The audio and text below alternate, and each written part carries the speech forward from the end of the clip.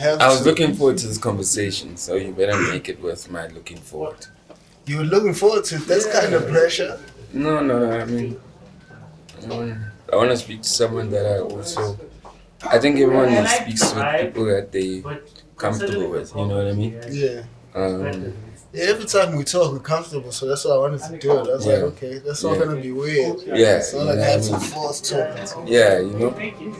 Shit, bunch we're rolling, then.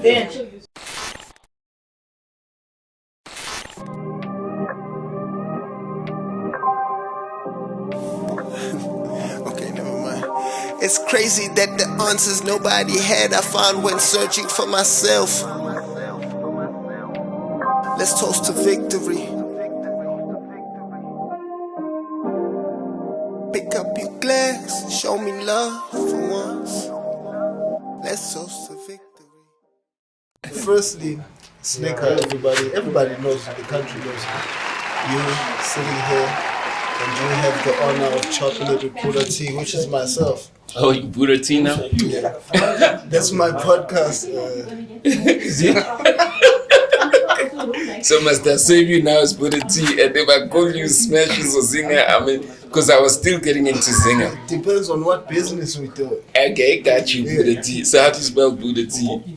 It's capital B always capital HUDA, and then the T. What's behind the name? Zinger, which they then pronounced as Stinger, and now I'm grown, so I'm a Bhuda Dinger. So it's like Bhuda T. Got you. Let's go. The first thing I wanted to know from you, because this is probably my most fascinating thing about you. Okay, the first fascinating thing. How did you finesse being the lead in Squatter Camp? I'm not the lead. You were kind of the lead. You were like. I've never been there. Who was the lead in Squatter Camp? There's no lead in Squatter Camp. In Squatter Camp, everyone was equal. You wouldn't say Slikour was the lead? Wasn't he kind of the lead guy? It's type of personalities and traits, you know. One person can have like traits of what looks like a leader, but you know that you're not the leader. It's like that facade when a guy is being given like a position in a company, and but like, you know, the bosses are still white. But like, because the black guys don't know that, like, you know, because you know, so that's my thing. Me and my bosses has always been the group. It's just a personality thing, and there's something that people can learn, that personality literally, like, we literally make conclusions on who people are, and we title them, but those are their personalities. Yeah. So maybe I had more leadership qualities in the group, within the group, more than me actually. Was that being intentional? Like you're born with that. Yeah, so was it intentional at that time? Like when you were in Squatter Camp? Were you intentionally moving to lead? No, never. I mean, it's like you asking me, is it intentional for me to be sitting here right now? Is it intentional for me to be around 20 years ago? 20 years later? And none of it is intentional? I mean, are you just going with the flow? No, I mean, like, there's a desire, right, to be working, and there's a desire, but how people perceive you in that desire, you don't control that, right? So if people perceive you like you're a leader, if people perceive you like, okay, you've been doing this, and that's how they perceive you. But in your mind, you literally need to have a desire to say, this is what I want, but I don't want to be titled a leader. I just want to do my work. Okay. I want to be good at my work. And I want people to believe that they can trust me, and I can be accountable, and I can deliver. And if I promise you this, I want to be able to say that I will deliver. So that's what I mean by intentional. This sounds like all the intention behind how you moved. It sounds like integrity. Which you were intentional about? What I'm asking is, you were conscious of this while doing it, or is it just how you were built? It's how I'm built. I'm built to have integrity. It's like you could have put me in a world you could have put me in an aviation world, and I would have been like trying to be. Would have moved that way. I would have been, and I would have been trying to be a pilot. I would literally move. I never worked to be the best. I worked to last. You know what I mean? You know, so while other people literally work to be the best, I work to literally have Which is why endurance. you're still lasting. Because you're on set today. You're shooting. I'm Not this, but And the last time I was on set, I was interviewing you when you were starting your career, and you were cocky as fuck. You know what I mean? yes. This was during the Jam Alley. You know? I love that you brought that up. 'Cause Yeah, one of the yeah. questions I had here, I don't know why I brought up Smashes, but since I had some here, Why did we bring up that guy? because it's legendary. How about that? Mm-hmm. How about that? You were one of the people who were upset when. Do you remember when Hype did that top 50? You were upset that me and X were in that top 50. Why were you hating? I never was upset about You were that. one of the. Where only did you people where that did were you upset. where did you see me? Where did you hear me communicate It was that a I'm long upset? time ago. No. I remember feeling like, why is nigga hating on us? Nah, I've never ever commented. Felt like we deserved it. I don't even That remember was what it was about. They put a top 50 hip hop artists. I think it was an all-time list. You don't remember that? No, I remember that list, But you OGs were like, because me and X were like the only new kids on it.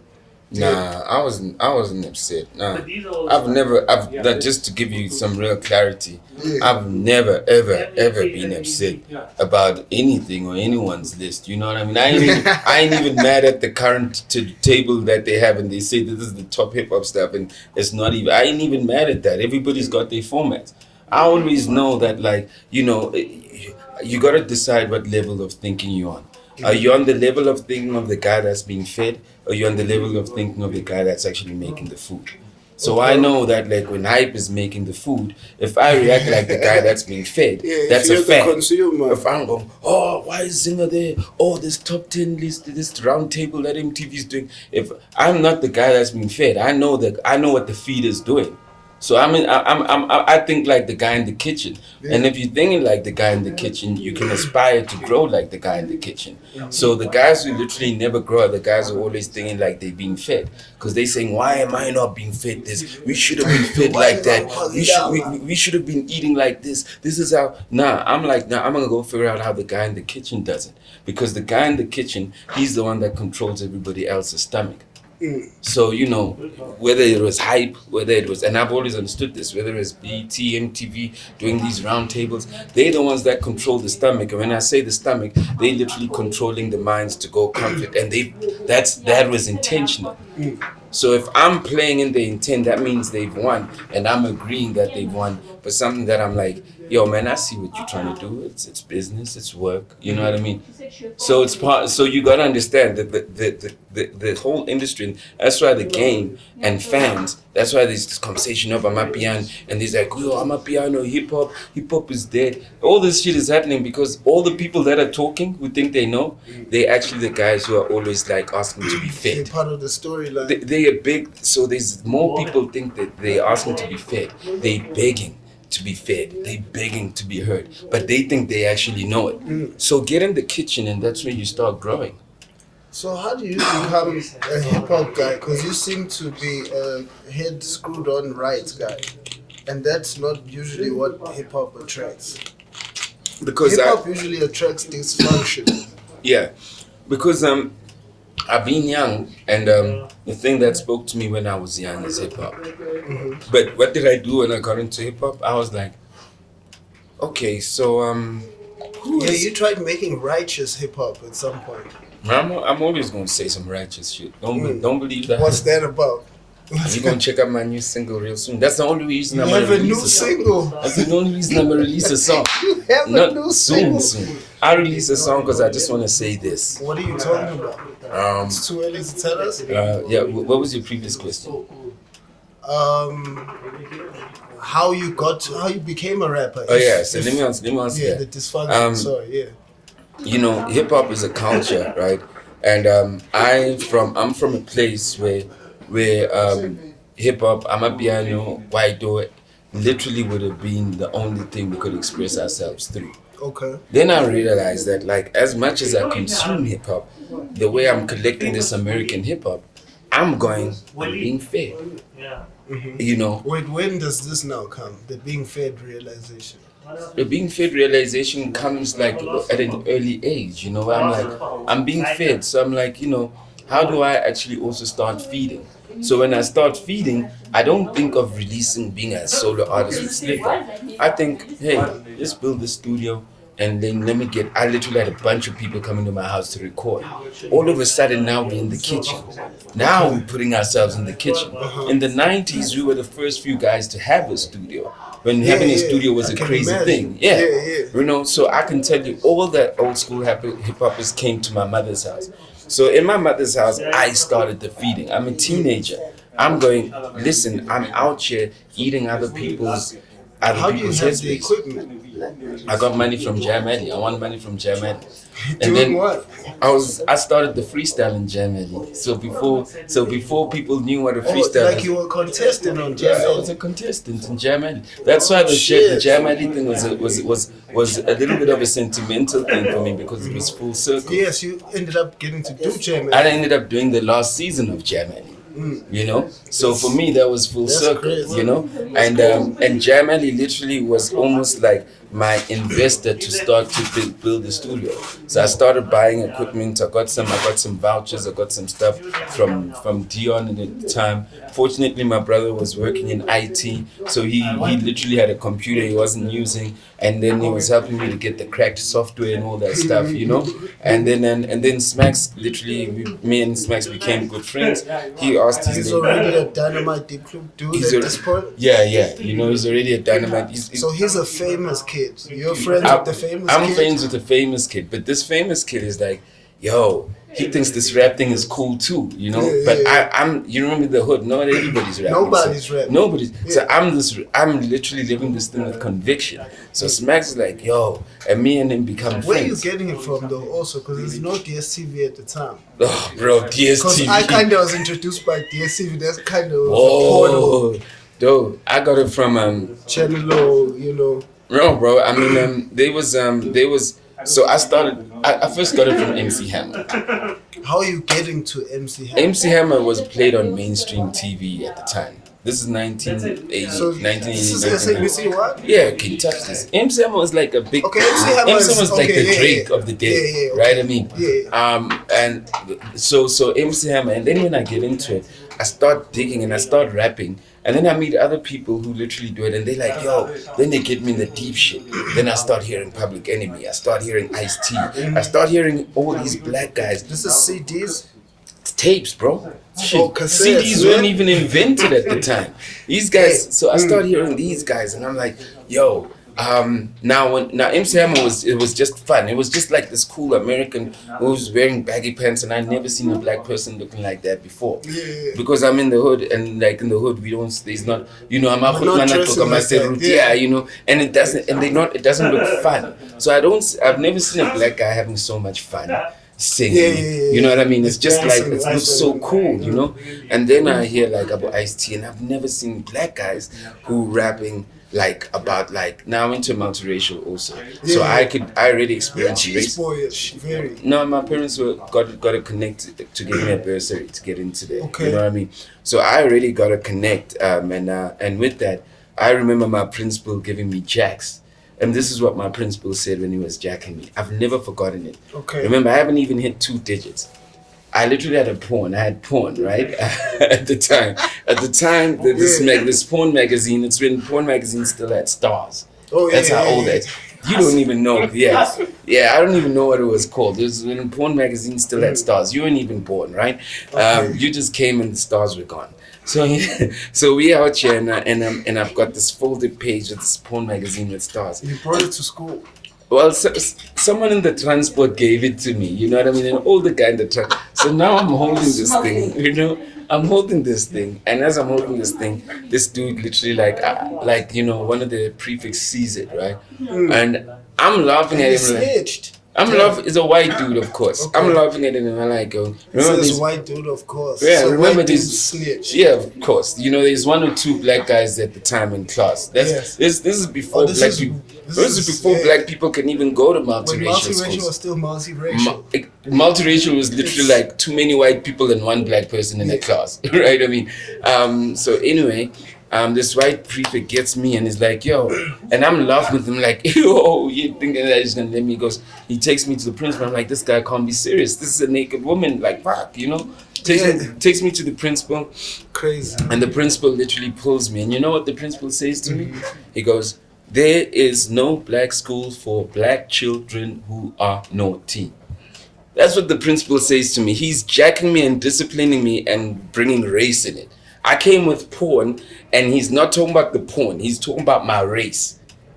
I was being jacked. That you shouldn't be. And this is a respected headmaster at the time. He's telling me that, listen, you must be grateful, you black asshole, that you are here, because there's no black school even for you naughty motherfucker. He's saying black kids can't afford to be naughty here. Exactly. Not alone. I can't even afford to be there because I'm there by bursary. Even worse. You know what I mean? You know, so I'm there by food stamps, if anything. You know. So this builds the stuff that you want to rap about. So then when I start hearing Public Enemy, where they talking about fight the power, they talk, because I'm every day from my school days are around white people all the time, and there's this passive aggression, right? Before Nelson Mandela's out of jail, remember, is this before Nelson Mandela's out of jail?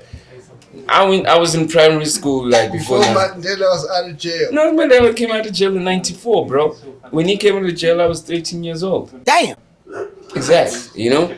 Yeah. Okay. Yeah. So Nelson Mandela comes out of jail. Okay. And when so before Nelson Mandela came out of jail, I'm sitting there, and the reality is that like when I hear this rap shit where these black guys who literally, I've never seen black guys who are just so proud of being black, you know, unapologetically black. Representing being black. And I'm like, I love this shit. This is the black guy I want to be. Okay. You see, I don't want to be white, but this is the black guy I want to be. This is how America comes into my head. Because now America has got the blacks that I want to become. Black guys that, they got the right black guys. Exactly. Because the black guys that I come from, they scared, you know, they struggling. They're not saying anything. It's apartheid is literally like really got them in a space where they don't see how great they are. So I see it from America first, right? And that's how I get into this rap shit. That's how I got into this rap shit. So how liberal are your parents? Because now you have the studio at that age at the house. My parents are not liberal for nothing. My parents, babas be in Makaya, my mother was in Natal, my father be in Mpumalanga, and for one, I was to me, I'm end up in jail. But they letting this happen in their house. And they saying if it's not gonna get him in the streets, good. Now, you know, as much as y'all think that like, oh, I'm this, my parents thought that I was a fucking naughty child. Yeah. Which I'm assuming you were. I was hella naughty. Yeah. I was hella naughty. I was a fucking naughty child. And I failed the standard. Not to cook, I mean, I've been failed. I mean, you understand? Yeah, you just weren't taking it too seriously. It's just that at an early age, I saw myself falling behind with the guys that I'm like, but I'm like, I know I'm smart in this, so I know that I've got a big, greater vision. But the guys who are passing are the scared niggas.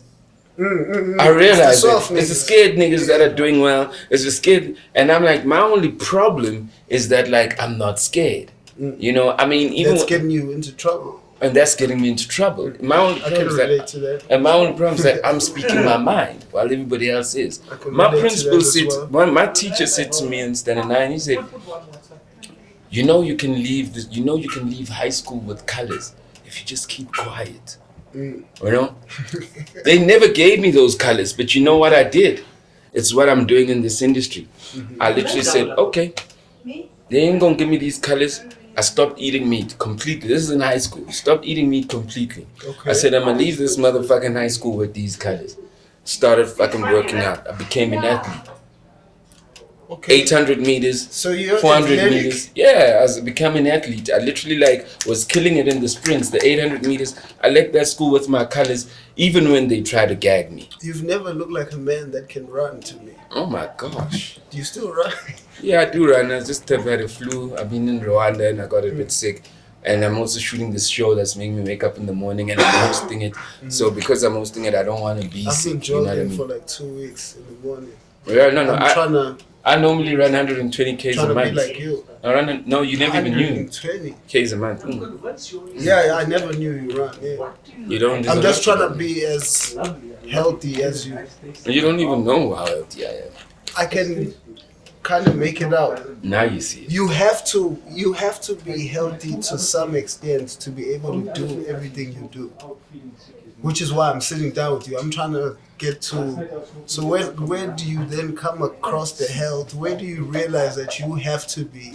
Because that's why I'm asking about the intention. When do you realize you gotta be like clean and focused and take this seriously, and this has got to grow bigger than the music? Actually, when does it become bigger than the music?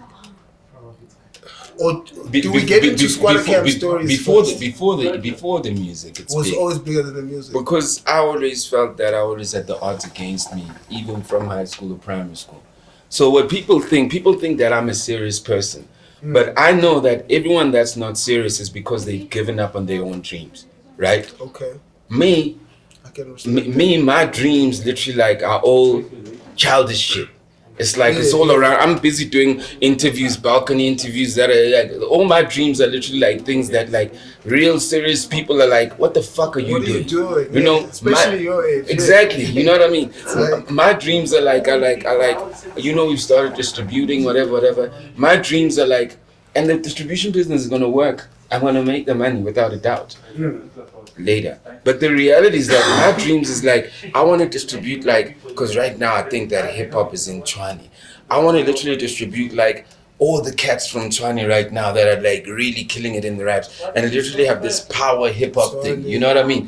So I have dreams, stupid dreams like that, where you know, I just go, if I could literally just distribute this guy, that guy, so and get them and then build a track record where I can go in the market and say, look at the power of like this hip hop movement here because it's rappers, right? My dream is to distribute those guys. These are not dreams So that you're referring to what? Like you're attracted to the 25s, Tato Souls. I'm not attracted to it. It's not an attraction. It's a desire.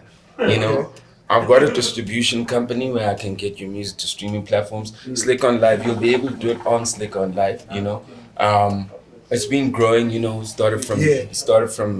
And you've got access to all the artists. Yeah, but you know, they got their own deals. They don't trust this. They don't do that. You know this. You know all that shit. You know. But I build my distribution to educate. You know.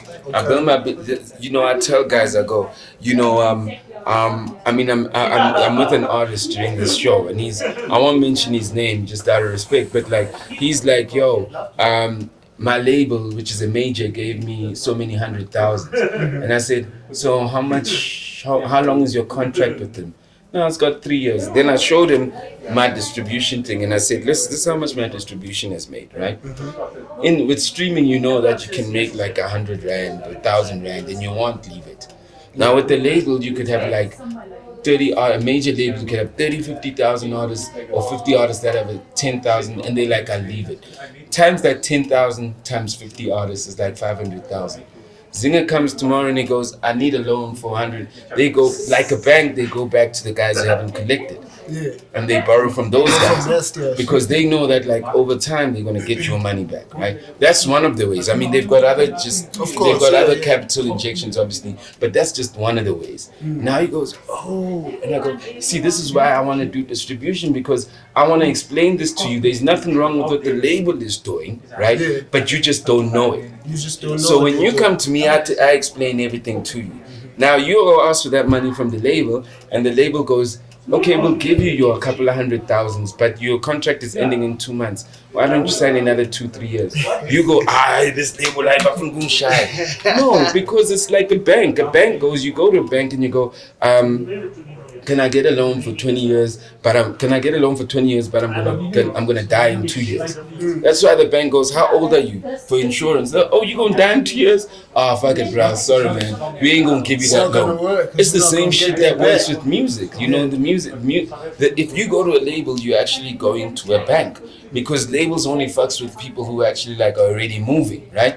If you're already moving yourself, or literally like you've got a guy who's really big and he's bringing other people, that's what it is. A label either takes you globally, or a label can either connect you globally, or they can either give you additional resources or loan you to do your shit if you're already hot.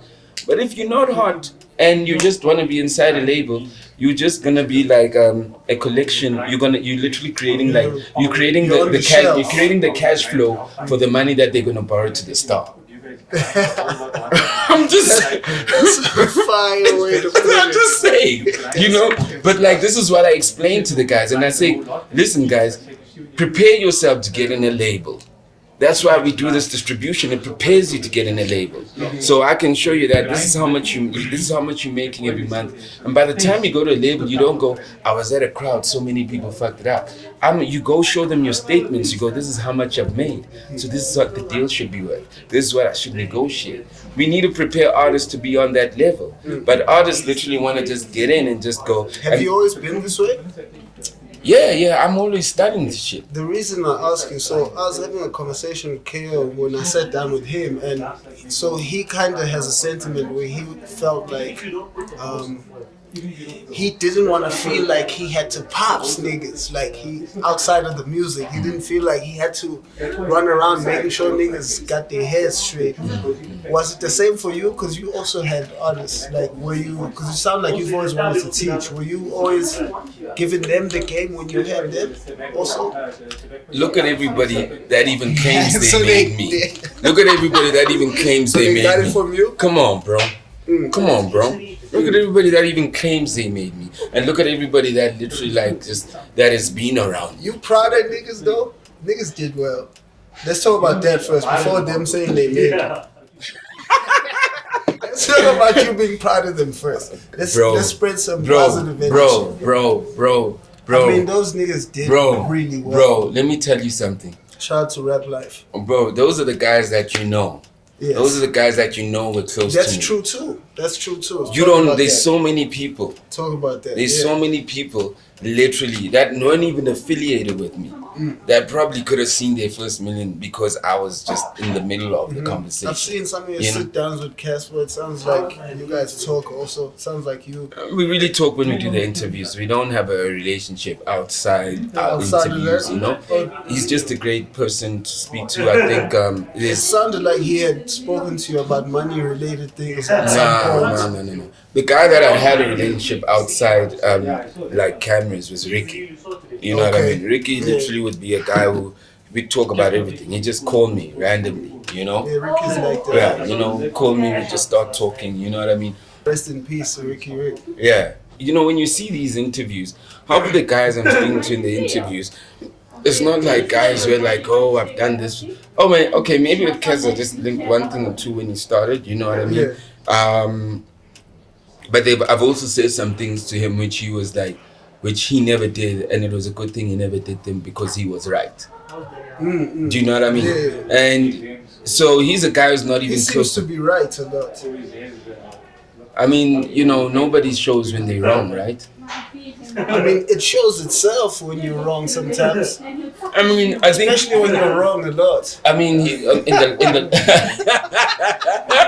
the last interview, he did say that I had with him. He did say that like he was going through some hard times, you know, until a couple of things turned.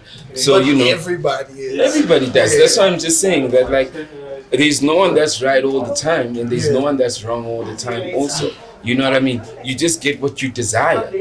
You know, and Kaz literally, this is what he is what he's desired. You know what I mean? There's no mistake. People think that like people look at his success and they think that like, you know, this is what he desired when he had nothing. And as he got a little bit more, the desire grew. But people come in the industry, they get something, and then they go, "I'm done." They don't build the desire. They don't risk to dream further. You know what I mean? So what Kaz has done, he just keeps on risking the dream. He literally goes, "I've got everything like this." He's got a new dream. He's always got a new dream. Yeah. But other people literally are stuck on that one dream, and they get older, and the dream gets old also, and then they become complacent in the dream also, and they dream. And other people who had their dream, I was using the example of AKA. When I knew that I wanted to stop rapping, I literally was around the session with AKA, and he was starting. And I mean, I used to see him jumping on stage, and I'd go, "Yo, man, the way you performing, you're not even performing to us, you're performing looking in the ground." But then I saw him grow, and I asked it was the early 2010, 11, and I said, "Yo, this guy is so hungry for this." Yeah, he's always super I was like, this guy is so hungry for this. I can't allow myself to walk in a second if I know that like I'm second, because I'm not as hungry as him. And that's when I lost interest. That's when you were like, it goes same. It's crazy. It's the same. It's this, and I'm not saying. I mean, he was one of the guys. Yeah. If there was, but like obviously, I hear what you're saying. Yeah. It's like even here with the stuff that we're doing here with the online stuff, blah blah. I go, okay, this is where I kind of lose interest in it. So right now, I'm not in a. I can't lose interest in music. So I would love to speak to a Tyson Saber Tile, as I would, because I don't know who he is, but geez, this guy is right. So because I'm still a mute, so you know what that is? That's my childishness. When I used to literally collect like rap music as a kid, I used to go, oh shit, that great, oh man, I love that. So right now, like all these, that's why I say my dream is to distribute these Chani kids, because I'd be around them and we have the chats, and then maybe we could all just bust into ciphers and I could jump in the cipher too and I could rap. That's my dream. That's my dream. But in order for me to get that, I know that I need to be serious with the things that I say I'm gonna do, because no one takes my things serious. And that's why people think that I got my hits. No, I know no one takes my shit serious till I take it serious. Okay. And that's my rule. No one gonna take it serious till you take it serious. Which is true. I'm learning that. Yeah. Now I have to kind of take myself very seriously. I've always kind of moved very lackadaisy, very just too cool for a lot of I don't shit. take myself serious. I take what I do seriously. That's what I mean. And I cut people out quickly if they don't take that seriously. Because I already know that, like, not only if I'm close to you, whether you're a friend, if I start you're gonna fuck my shit up. Yeah. If you're like that, you're gonna fuck my shit up. You're gonna fuck my shit up, And besides fucking my shit up, I'm going, don't get people who are not invested in their own lives to be invested in your life. Ooh. You know what I mean? So I ain't trying to have people who not invested in their lives to be invested in my life. You know what I mean?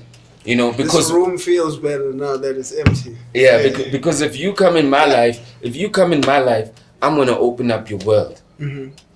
I'm gonna show you things that, like, I know I don't have the capacity, the power, the time, or maybe the age to do, but I'm gonna open up your world if you come into my life. So you better be ready for what I'm gonna put on your table. You gotta be invested in your life. I still need to see how you invested in your life. You gotta be invested in your life. That's why I retired. What you call quitting? You're retired.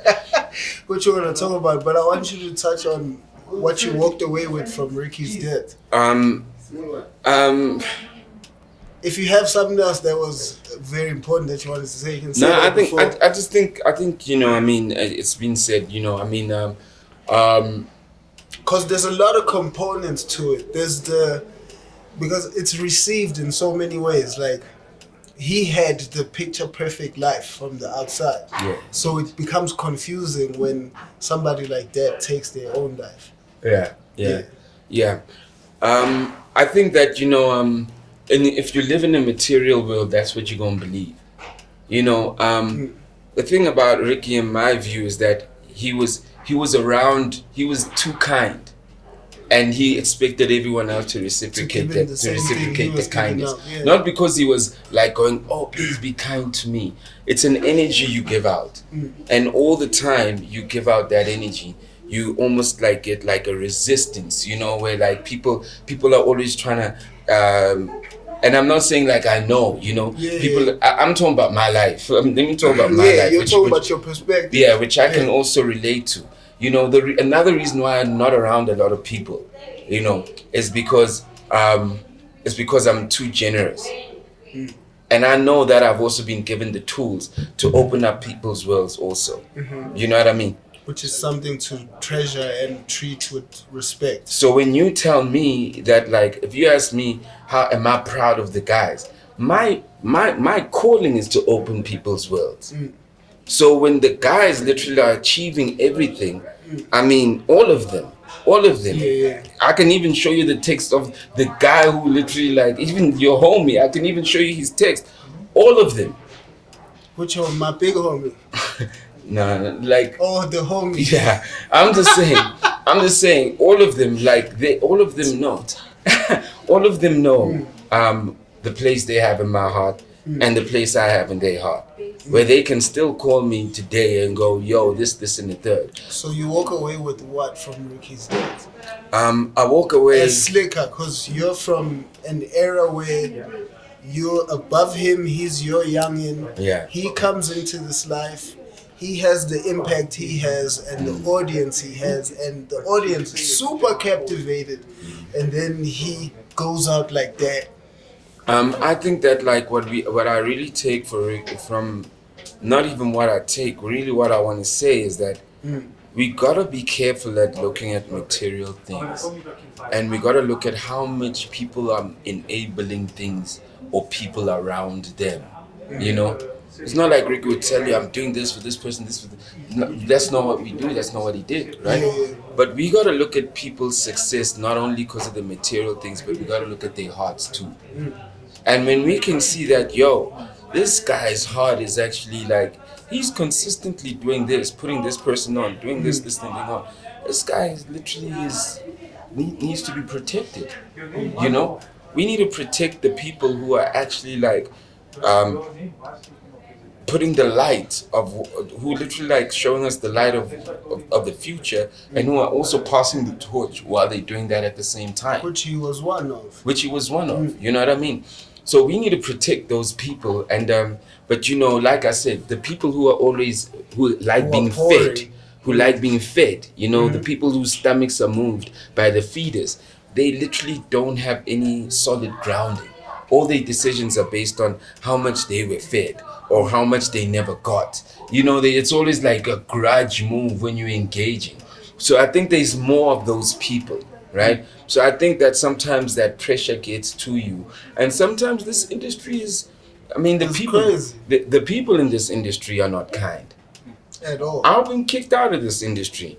Yeah, you went through a rough patch in this industry. You know, for me to be working in this industry, doing an SABC job, I was like, it's crazy. But you were banned from SABC. This is why I started. Right? Yeah, this is why I started. I was kicked out of this industry. I mean, you know, someone was going, like one of the guys, Donald was here, and he was like, "Yo, you know when Ricky was saying what he was saying at the speech at the Metros? Man, you should have seen Slick. This is what Slick was doing at all the summers. Slick was doing this at all the summers. Yeah, you were that before. Yeah. You know, Slick was doing this at all the summers. That's true. But they kicked me out the game. They kicked me out the industry. They literally like were cutting my opportunities to live, you know? Now you tell me if I'm not blessed and I found my way to live.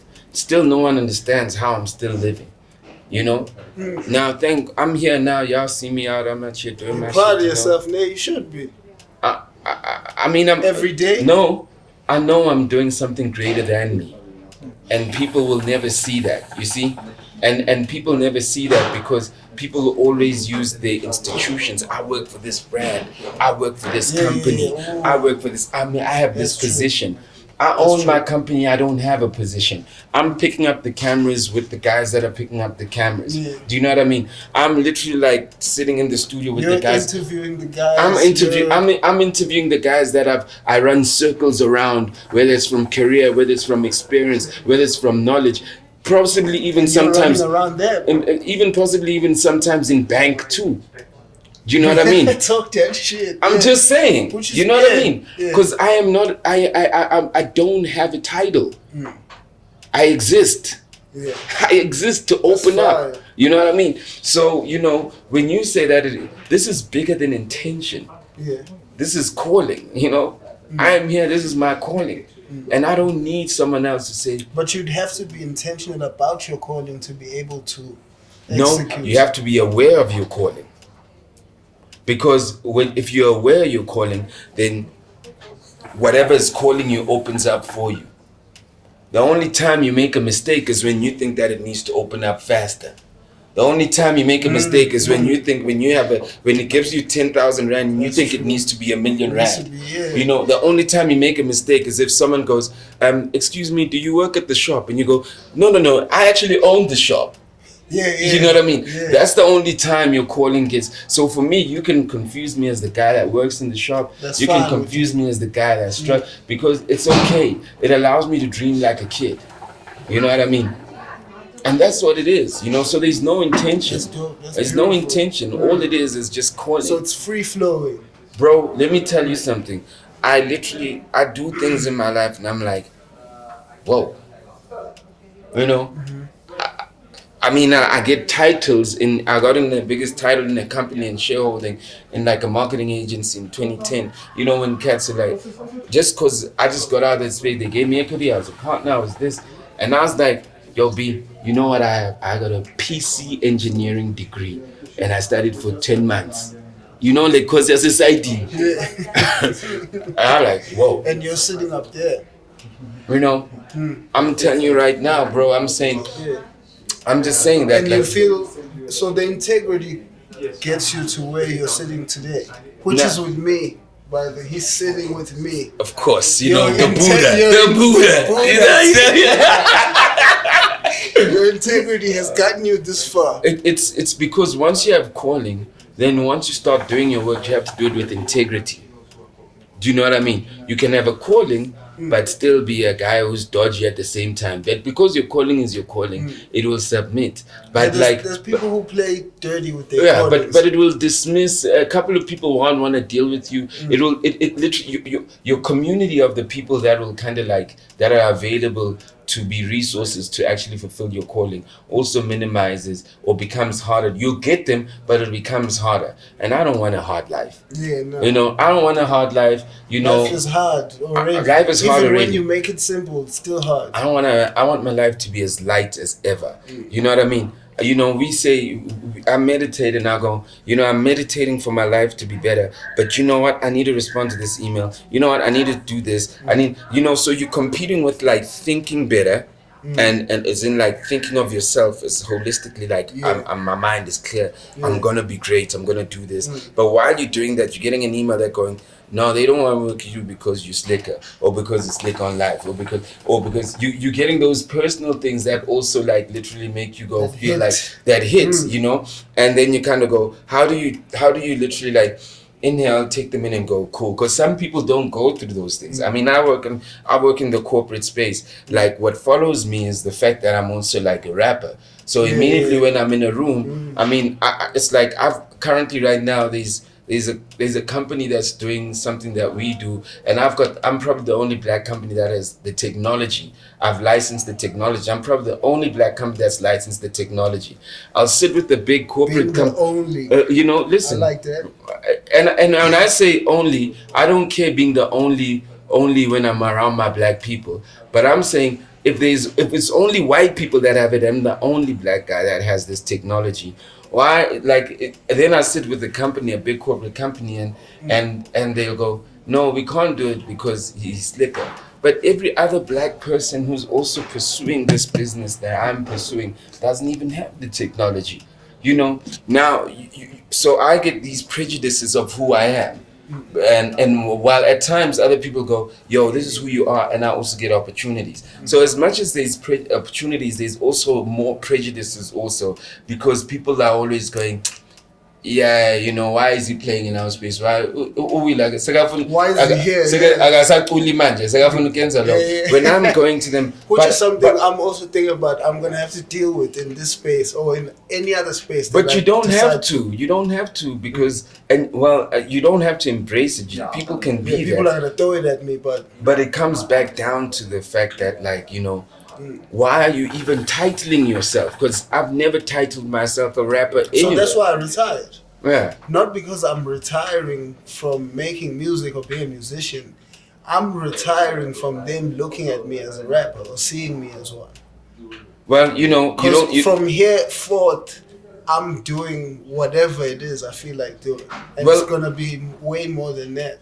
Well, you know what it is? You don't tell people that you're retiring. Why not?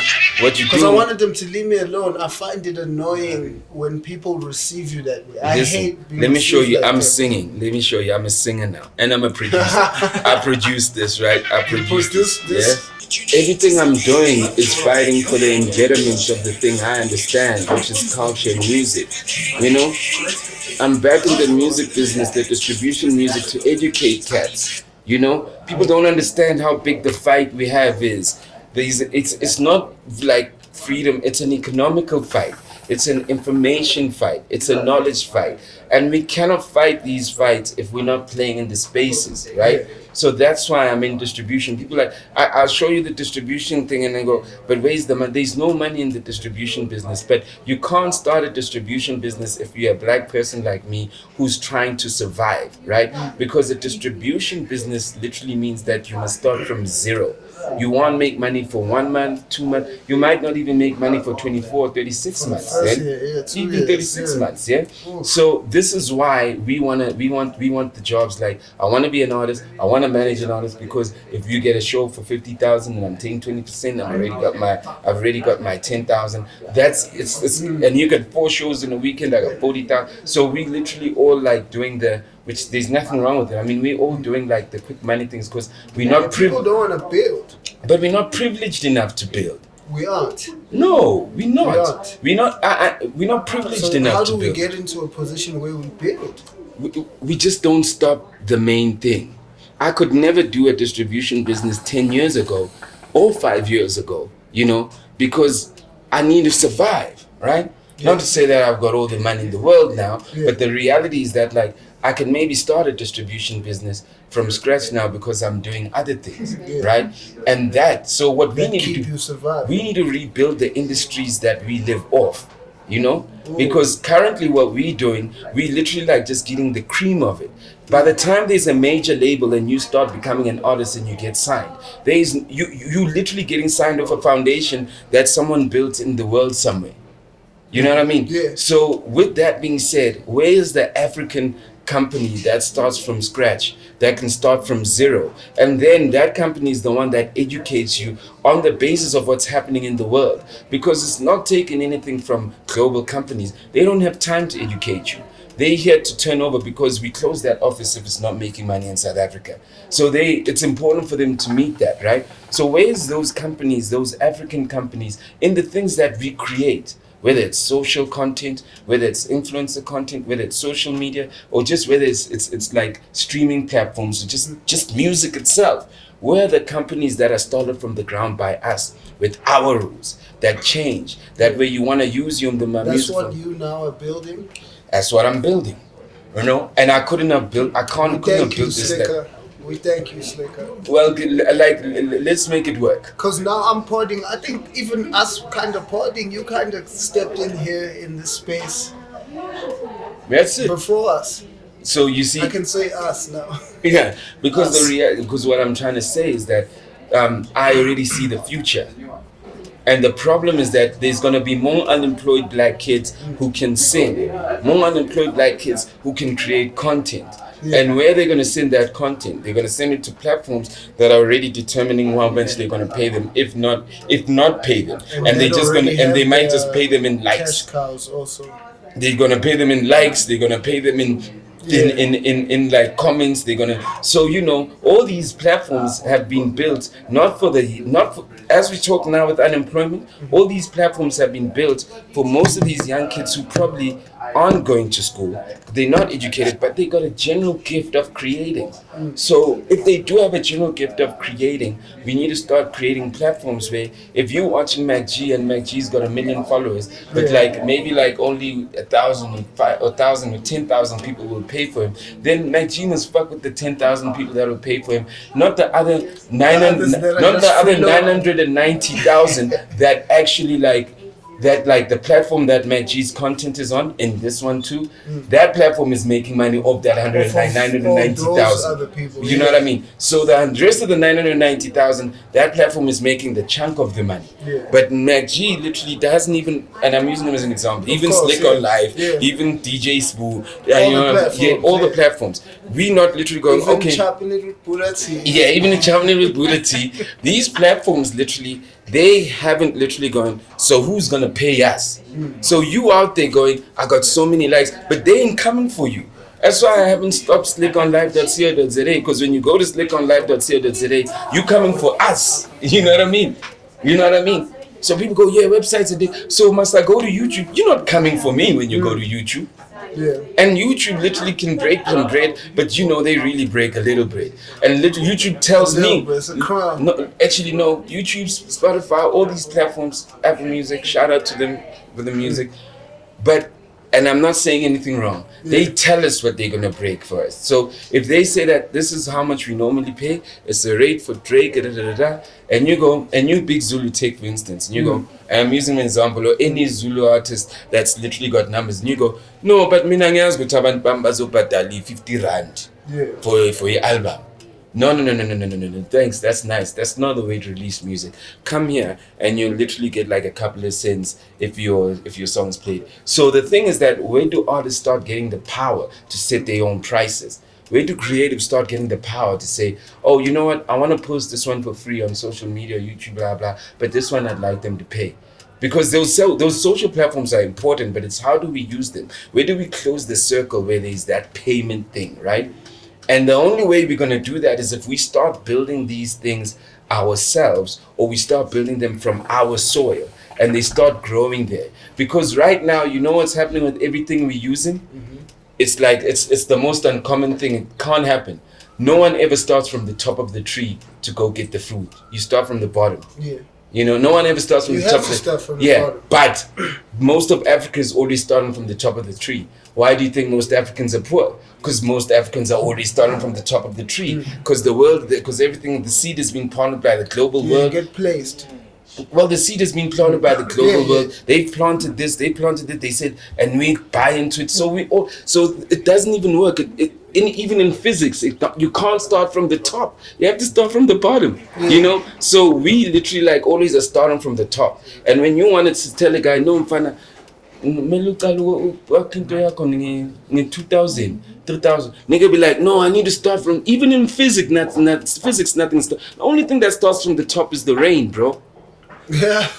You know what I mean? Even that starts from the bottom because of the evaporation. Exactly. Yeah. So my thing is that the Africans literally just aren't respecting the nature of things, and that literally plugs You're into giving Africans a very hard time right no, listen, and because most of I'm saying and we don't and from especially the Africans that have the power to make a difference from a leadership perspective, because and they can make a difference for the rest of the world. But like Africans don't respect the nature of things. The nature of things is that everything starts from a seed, and where do you plant a seed? From the bottom.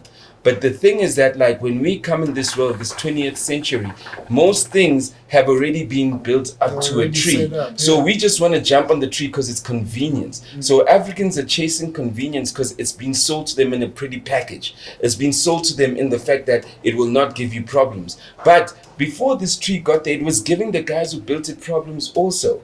And you know what? If we keep on going up that tree, it's good business. So there's nothing wrong with the guys who are literally bringing us this tree and we taking it from the top, and we think that everything starts from the top. It's good business. What Africans need to do, they need to understand that, things start from a seed. That's why, Tina, it's hard for us to see someone starting from the ground without us laughing at him, without him feeling ashamed, without him feeling... Imagine, we're so scared to literally like start something new. We're so scared to be different. Imagine, we've built this fear. Now that you've built that fear, you've literally built a wall to ever grow. And the next 50 years of Africans is gonna be the same if we don't realize that like we need to literally like shout out the guys who literally starting from nothing and go, no, support, instead of going, what, you understand? And by the way, I say this also, and I want to take caution. I'm not saying there's anything wrong with things with how the world has been, because the world is a commercial world, it's an economical world. Economics literally work when they make things easier for mankind. And if you can look at technology and where most technology comes from, if most of it is stolen from Africa, and then literally sold to us by the West or whatever the case be to make our lives easier, it's also difficult for us to also go by the black guy's thing who's trying to figure it out. So we're going through all these conflicts, so I can empathize for us at the same time, but I can also give us a hard time at the same time. Do you feel betrayed by Nota? It seems like things between y'all are heated at this point. They heated with him. Crazy. They heated with him only. I can't believe how crazy it is between y'all. No, there's nothing between me and him. What's happening? What the hell? Bro, firstly, let me say it like this. Also, how personally do you take Nota overall as a character? Because you've known him for a while, so you know that he's got this brash delivery, and you've known this character for known it for long. You birthed it. I never birthed it. It's always been like this. No,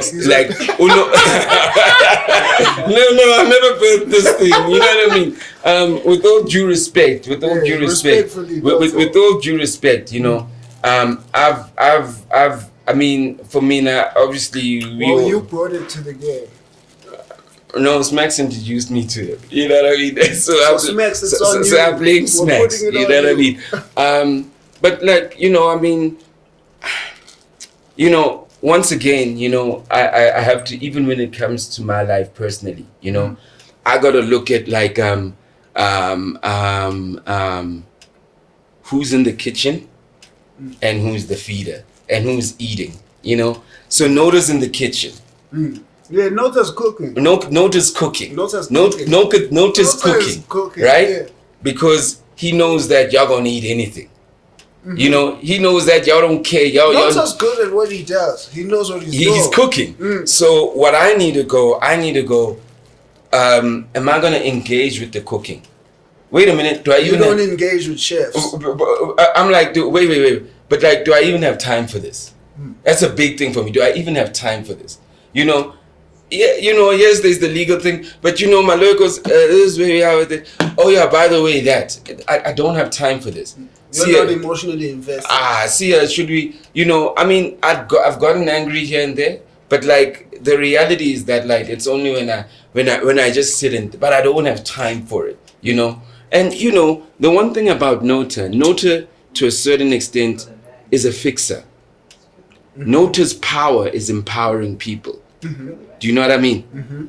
Nota's power is empowering people. Yes. Similarly to me. Yes. So the only thing even when I speak for myself is that if I get so involved in empowering myself, I start tripping. Which is what he's been working on for the past 2 years. Exactly. Yes. So Nota literally his power is in empowering others. Mm-hmm. He doesn't have to be the hero.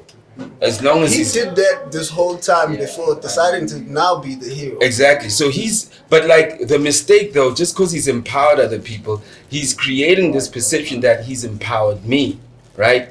Now you're not one of the people he empowered. Look, but the people that he's feeding are eating that shit. You know what I mean? And that's the only thing you don't want us to get twisted. That you were not empowered by Nota. Look, okay, let me make this different. Let me say it like this. Right? Remove Nota. Right? Wait, listen. Remove Nota from my life. Is there a squatter camp? Definitely. Is there a Slikour? Mm-hmm. Is there a Slikour on live? Yeah. Are we sitting here right now? Yeah. Am I hosting this TV show? Am I hosting this TV show? Am I working with the people I'm working with that people know or don't know? If you if you remove Nota from Sia, okay. Now let's remove Sia from Nota. Do we meet Questa? Oh. And my thing is that, by the way, let's just talk about Questa. I will give credit. Let me actually teach people about the game. Okay, teach us. Sir. There is no artist that literally breaks in a year. And if there is an artist that breaks in a year, that artist is probably going to be gone quick. Quick, yeah. If you want to build an artist, this is why I got out the music business. You need to literally, cash time. Mm-hmm. This is KO. KO said this before. If you want to build an artist, you need to put so much money in it. What we did for Questa, we literally put our money in it, and all he was short of was a song. Yes. What then Leroy, and I'm saying Leroy because it's not Nota, it's Leroy, Nota, all of these guys did, they literally found the song. No, not even Boom Shakalaka. Okay. Boom Shakalaka was still in our studios or whatever the case be. They curated you mean the song? The song that song. makes Questa the superstar, okay, right? yes. So now when they find the song, when they find the song, what happens is that like he then blows. Let me give you another example. You have a big. He also takes responsibility. Wait, let me give you another example. You have a big ass song, but nobody knows you. There are many artists who have songs. I mean, there's a lot of mama piano artists where their songs are big, but nobody knows them. Nobody knows whose song that is. You know why? Because the foundational work hasn't been done to do the PR around the artist. And people go, oh, we know him. So what like Lebo and myself did with Testa, when they were always coming to our offices, contributing with this and that. What Lebo and I did, we literally like got Questa to a place where people at least knew who he was. Yeah. Melanie Ramji would go to me, yo, I was with your boy Questa, this is what, and like, you know, so Questa's not famous at the time, you know, but like we push, it's like I was at your boy Questa, I tried to greet him, and he just was so to himself, so awkward. He needs to know how to play the industry game, blah blah, you know. Yeah, and I gave that Questa also. Yeah, and I gave Questa that feedback, but what it was is that like we've already done our job.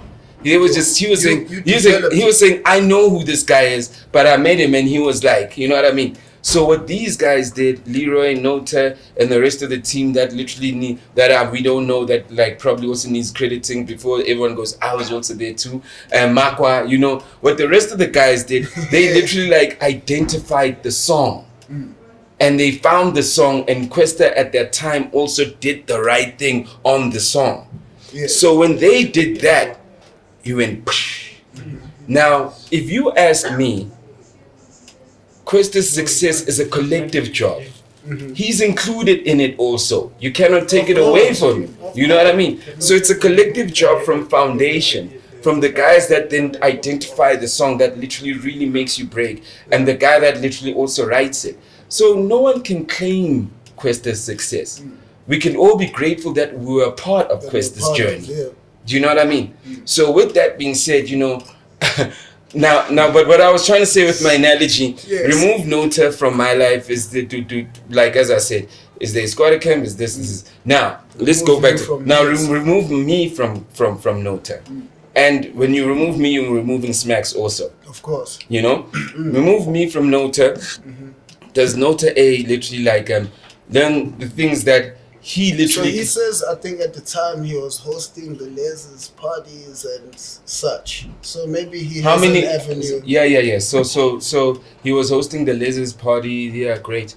But the reality is that how many hosts literally like, there's so many hosts. There's so many hosts. You know, there's so many hosts who host stuff, right? Yeah. So remove host all the time. Host all the time. Yeah. You know, host gonna be host. Yeah. So you know, so with that being said, so he probably would have just been a host. I don't know. I don't know what he would have been. No. No. I'm saying remove me, right? Listen, remove me. Now, if everything is around Questa, right? If all the successes, if the case study is Questa, remove me, right? And what is his case study based on? The next artist who listens to him, who does he refer to say this is who I made or this is what I did? And my question is, okay then, if you really say who you are, make another Questa.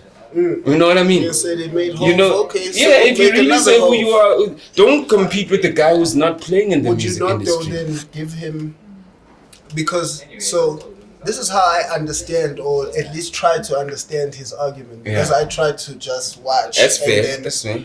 So I think he bases his having made the people that he works with in his input, depending on what he feels he did in the situation to make the situation come alive. So when we then say something like, if you made Questa, maybe then make another one. He kind of has made himself since then, has he not? Would you not give him credit for making himself? Made? He's now Nota. He wasn't Nota before that. We're talking about him right now. What is he doing? And everybody knows who we're talking about. Yeah, I mean, if we call that success, then I'll give it to him then. I'm being 100. If that's what you're looking for, if we call that success, then shout. He's done a great job in doing a PR being thing. able to create himself. But I'm from the music world, you know. I'm from the So music there has world. to be something I'm from the behind music world. I'm from the creative world. I'm literally like I'm like yo, What did you make? How is it emotionally growing? And it's got nothing to do with him. I mean, I don't rate that as success. You know, I could literally like take my pants down, and you're gonna be talking about me tomorrow. That's true. I mean, I'm just saying. Clout is a currency. Yeah. I could take my pants down and y'all could be talking to me tomorrow, talking about me tomorrow. I could slap you right now in this interview, and y'all be talking about me tomorrow. I'm on set now. I could literally just piss on the corner. It's almost like, you know, I could do a lot of destructive things because the world loves destruction, right? The world literally gravitates around destruction.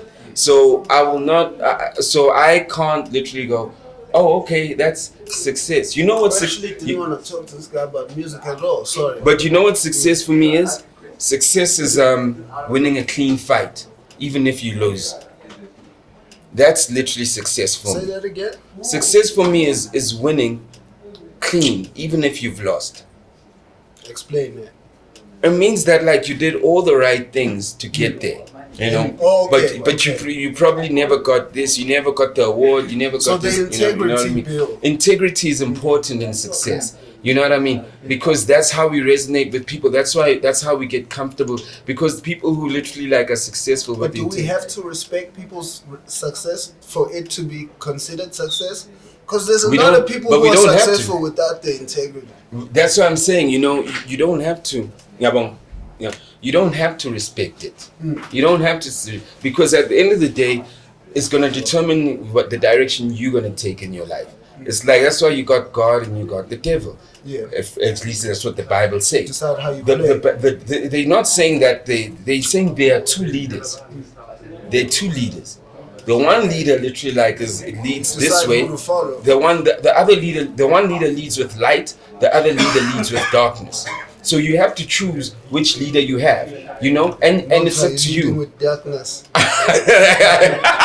You said that. All I'm just saying is that, like, for me, I want to roll it back to what I determine as success. Yeah. Because if I know what I determine as success, then I aspire to grow to that direction.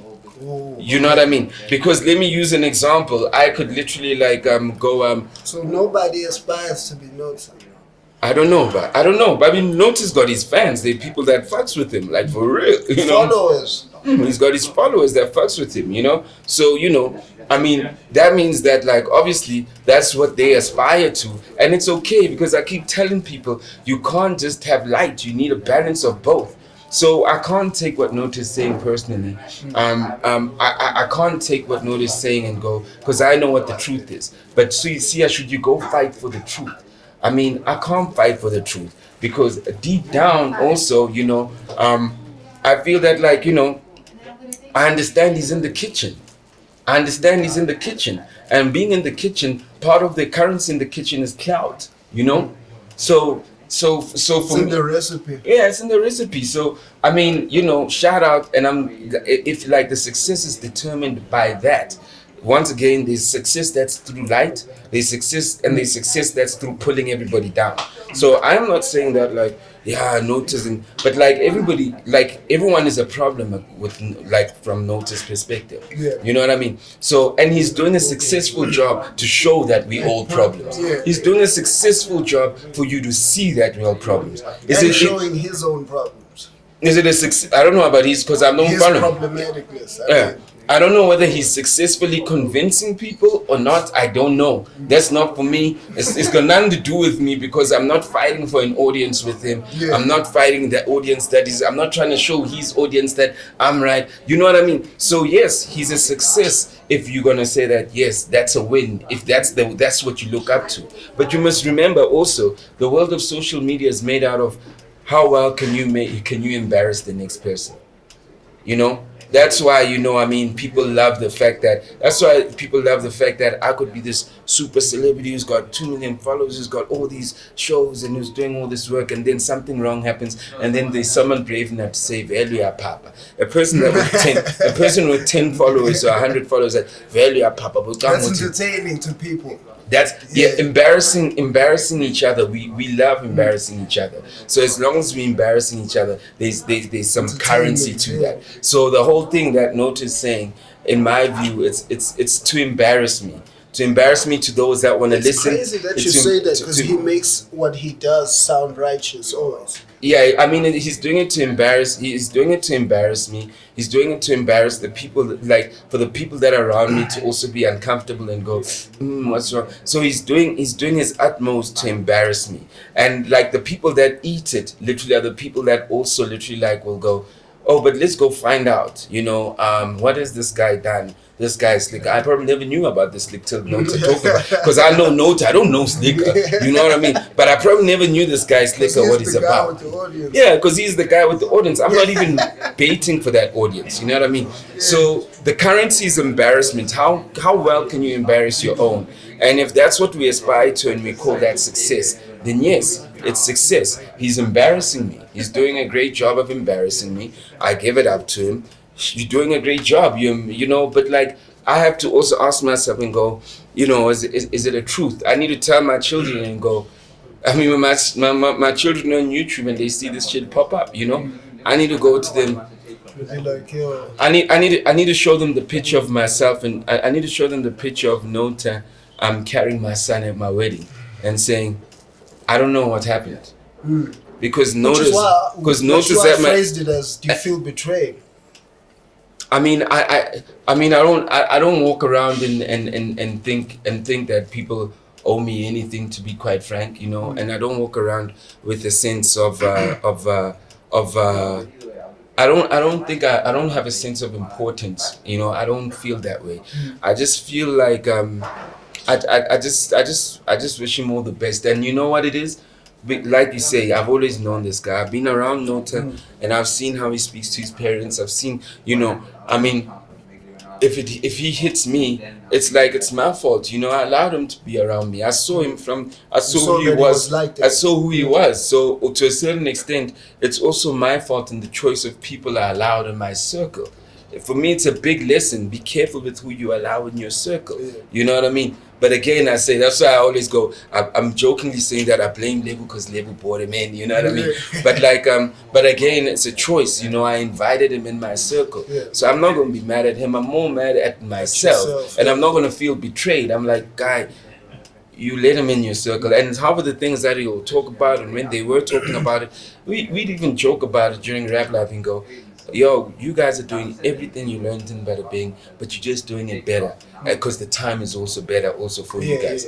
And we joke about things like that, you know what I mean? So, and they would literally like kind of reciprocate and go, yeah, you know what I mean? So it is what it is, man. It's love. I ain't so mad the reason I wanted to sit down with you is because I admire like your successful man image that you've managed to uphold and still uphold and such.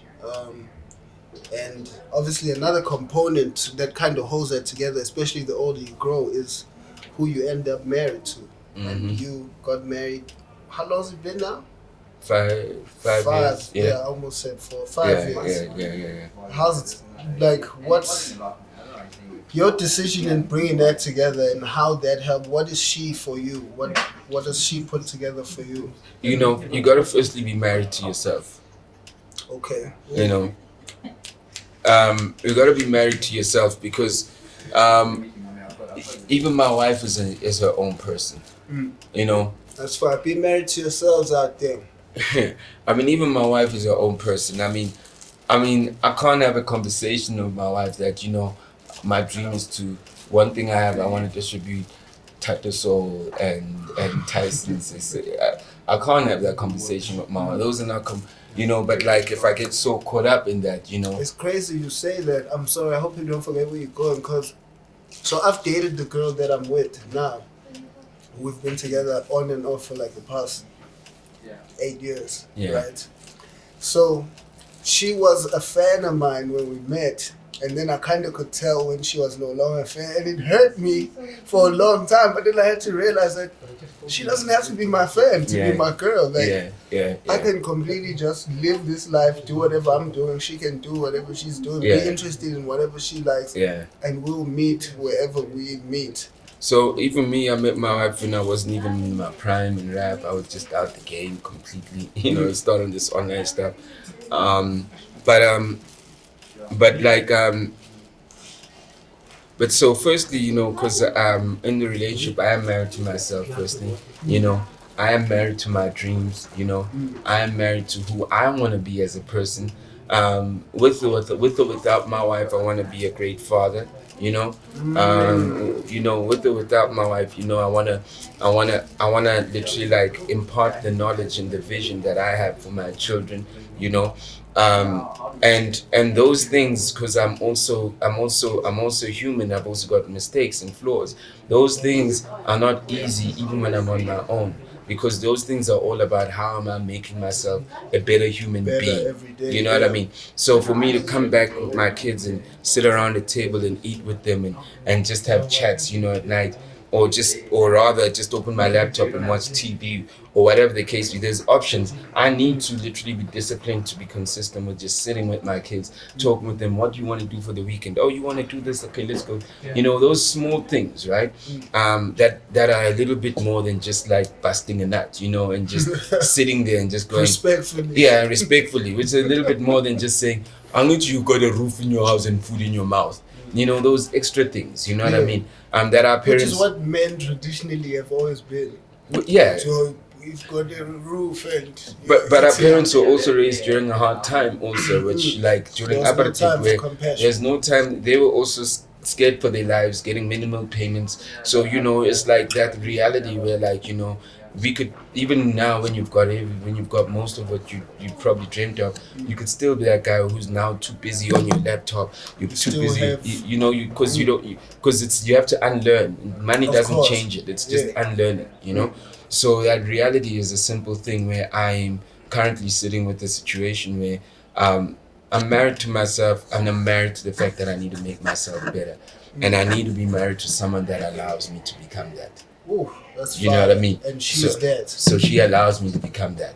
You know what I mean? It's simple. You know what I mean? And that works out perfect. You know what I mean? So like she's like a professional, an HR professional. I hardly know about what's happening in her life.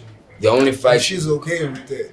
Yeah, she'll tell me, but business is business. When there's business things, she'll ask me and I'll give her like, oh, this is this. You got to look at this. So I mean, like, she doesn't walk around feeling like, you don't care about what I do. No, not really. She doesn't even want to, she just gives me enough. She just asks me what, like things. Like, I literally have guys that work or like employees, and I'm like, and then I'll ask her HR questions like, yo, how do I do the raises like this? Or someone is not working, how do I get... So she'll give me those tips like as an HR person, go, okay, cool, that's what you got to do. And, she'll probably get involved in the things I do through her expertise and what she knows and that advice, you know what I mean?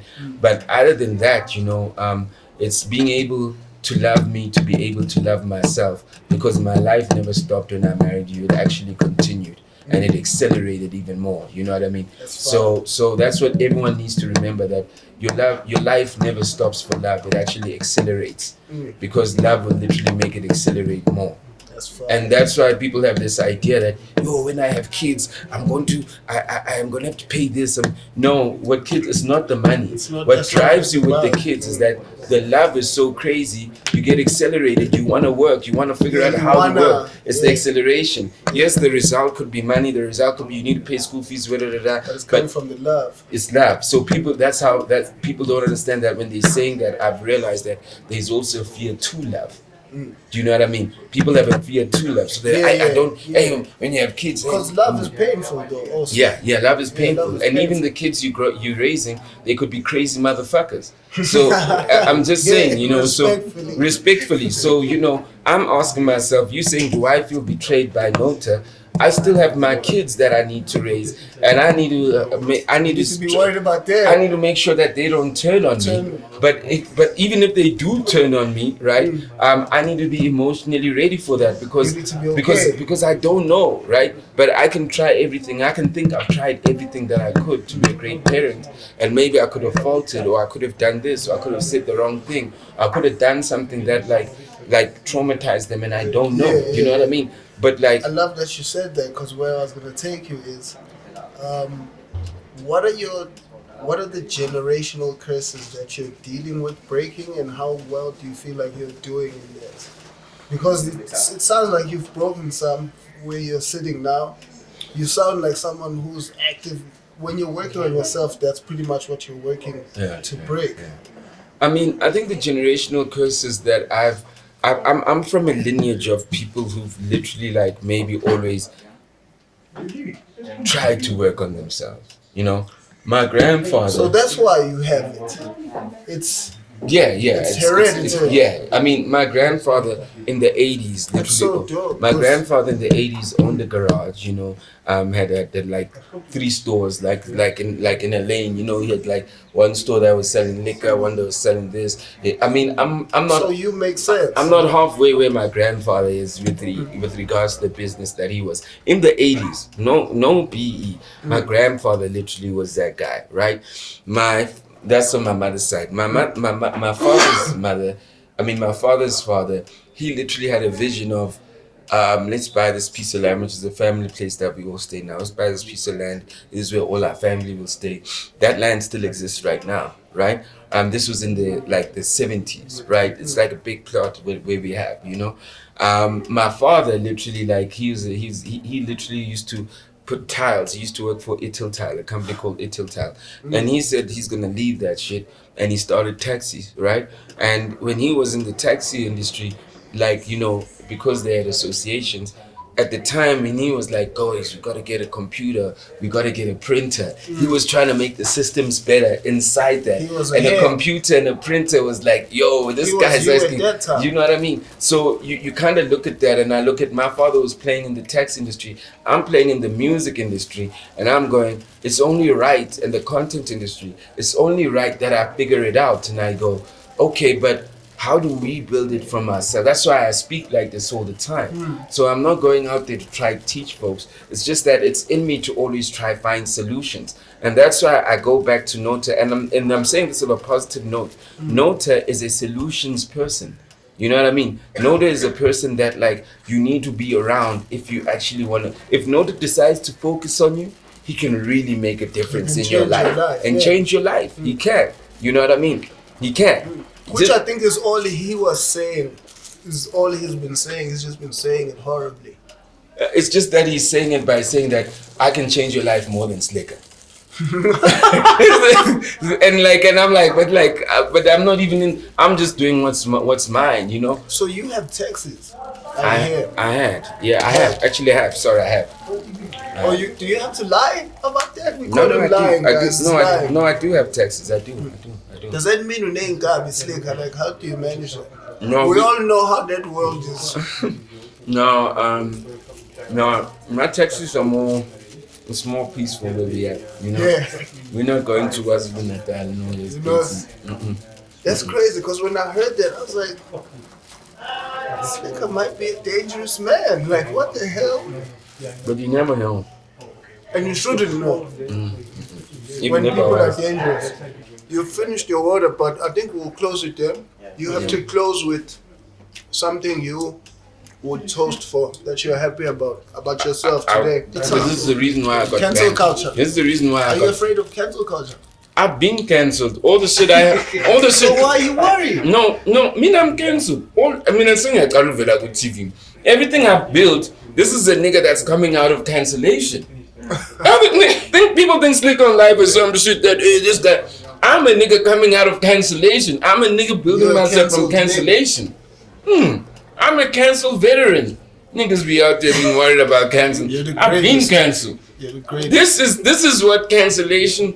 This is the phoenix. Okay, before you toast us, actually, who wins in a versus Squatter and Tear Gas?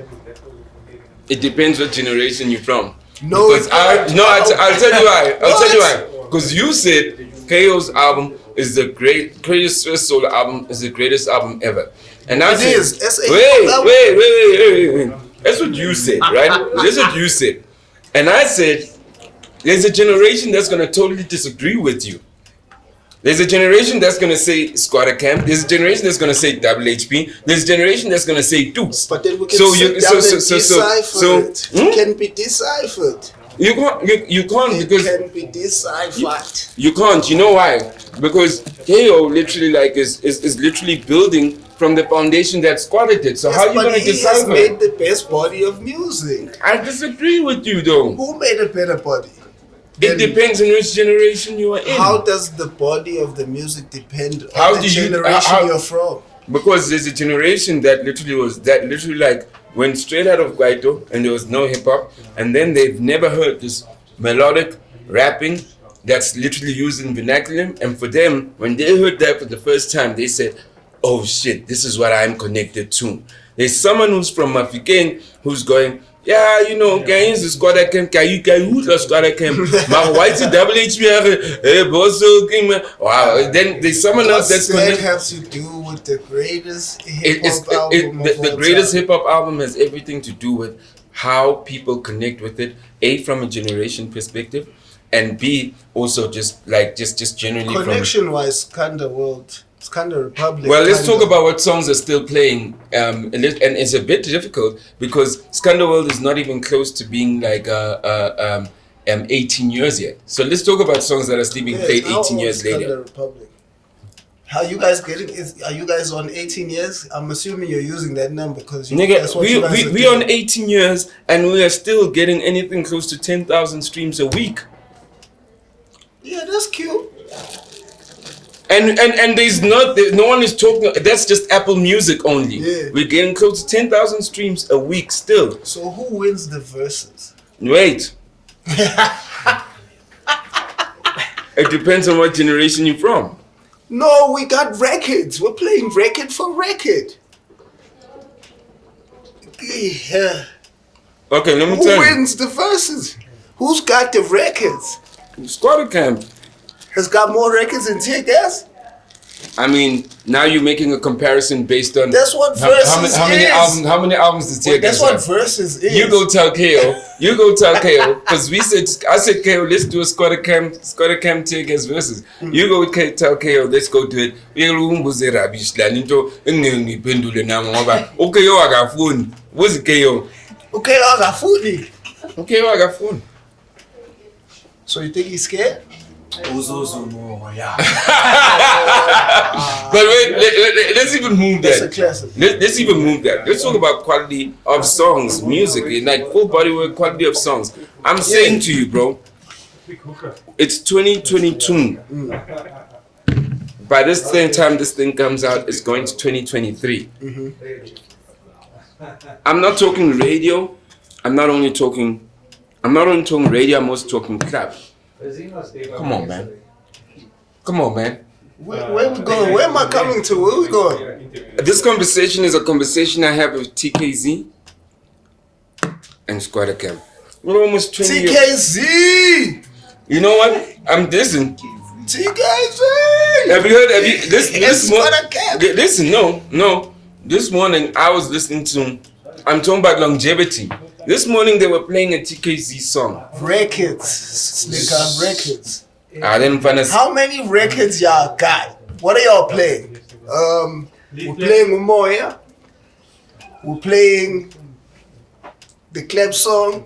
You see, it shows that you weren't in the generation, because someone in the generation will go, we're playing Umoya. Okay. We're playing Building Castles. We're playing Building Castles. Yes, we're playing Story to Tell. Right? We're playing Story to Tell. We're playing Squatter Carnival, right? Ooh, okay. We're playing Squatter Carnival.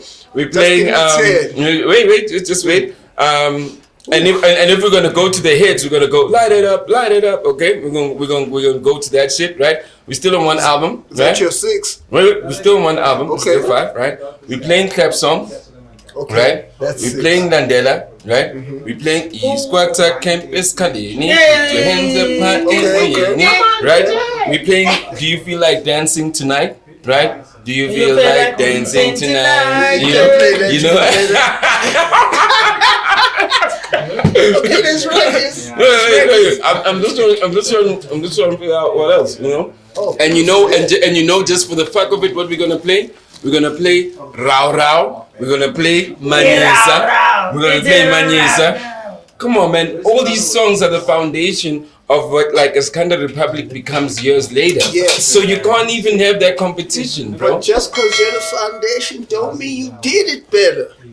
Bro, if the foundation never did it, you would not know how to do it better. So nobody's arguing. And let me be 100 with you. Let me tell you. Yeah. When Tear Gas was dropping Chance, you know, even our weakest single, Feel Like Dancing, was bigger than that. Come on. What? Wait, say that again. I'm not talking about the maturity. Is it more of a, I'm not talking about the maturity. Yeah, but that's where you how Chance matured over time. It's a Chance matured over time. But at the time, right? Feel Like Dancing is gone now. Chance at the time. You could play it after you play Moya. Where? At the verses. Where? At the verses. You can play Chance after Moya. You might as well say go away. You might as well say Chance. Everybody no, Chance is not this. You can't play Chance after Moya. You have to play as a classic. They got bigger and better songs, man. Even more trouble for then I might as well just play Dreamer then. If they're gonna play Chance, I might as well play Dreamer. You're saying they have bigger and better songs and that puts you all in even more trouble? You cannot tell me that Chance is on the level of Moya. I'm not saying it's on that level. I'm saying what they could get away with playing that after that. If they play Chance, if they play Chance, you know what I'm playing? I'm gonna play Landela then. Yeah, they can play. What was that song where? Nigga, you're out of the group, nigga. What are you fighting for? They kicked you out. This nigga trying to get back to the group. I'm putting together the verses. He's trying to come against me and Kelo, and he's trying to get back. He's trying to get signed again in the new label Scandal. Okay, so you know this nigga trying to get signed in the new. We also want Cabanis and KO, Numai, and Scandal. You know this guy. Nigga, you got kicked out, nigga. I'm bigger than that. Nigga, out here trying to Cabanis me with my niggas. When I know that our songs are better. What are you talking to? Yo, shout out to my bros. I love y'all, guys. I mean, I wish those guys would just work their shit out and just get back in the studio. Whatever I wish it is, so you as know? well. We love you guys, though. What are you toasting to? That's to be toasting to growth, to greatness. You know, to this moment. You know what I mean? You know. I mean, to Choppin It with Bhuda T. And Choppin It with Bhuda. I mean, this is the moment. You know what I mean? This is the moment. This is beautiful, and I'm grateful that we've been out here doing these interviews. They thought we're crazy. That is so normalized now. Yeah. And like someone like you is doing it, and I'm comfortable sitting with you and playing you songs like this and talking because. You know, when I started Slikour Live and I was doing these interviews, I knew that I couldn't do this in any interview and we couldn't sit comfortably like this. Yeah. So for it to come back to me like this is full circle. You know what I mean? How many circles have you done? Hey, it's killing shit. Round of applause for Slikour. You just gotta at least have 9 full circles with the number in front of them. We're living a dead. That's the goal, though. If we don't say that's the goal, what are we saying?